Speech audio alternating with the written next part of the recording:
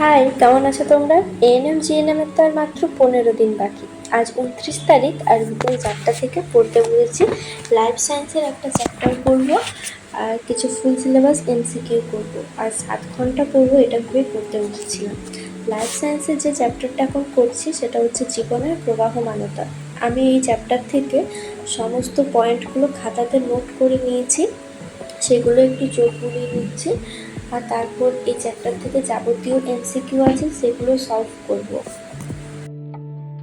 শেষ 15 দিনে সমস্ত সাবজেক্টের সব চ্যাপ্টারগুলো এইভাবে একবার রিভাইজ করব, এটা এখন ভেবে রেখেছি।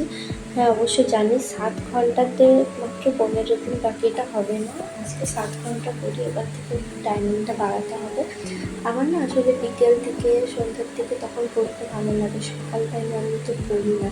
কিন্তু কাল থেকে আমি সকালবেলা তো আমাকে উঠতে হবে একটু পড়ার জন্য।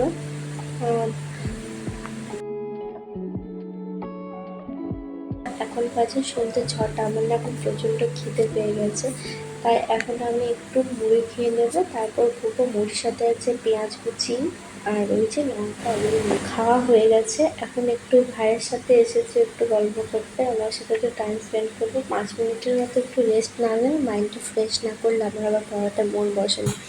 তো একটু 5-10 মিনিট ওর সাথে সময় কাটানোর পর আবার পড়তে বসে গেছি।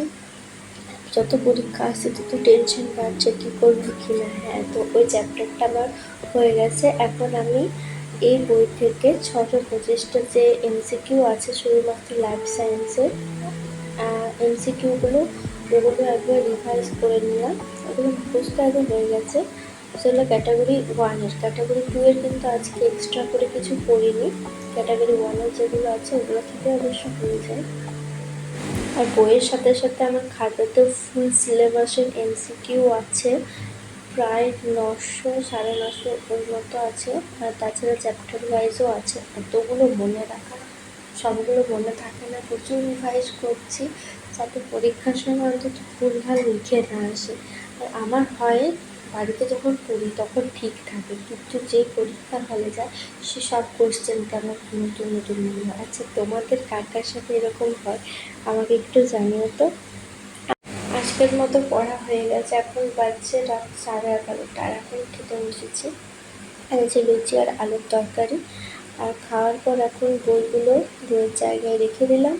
আমার সারাদিন বিছানাতেই বই থাকে, শুধু যখন ঘুমোতে যাই তখন বইগুলো রাখি। আমার হাতের কাছে সব পেয়ে গেলে আমার খুব ভালো লাগে, বিছানাটা একটু ছেড়ে দিলাম। তো আজকের মতো ব্লগটা এতটাই। তোমাদের কেমন প্রিপারেশন আমাকে জানিও।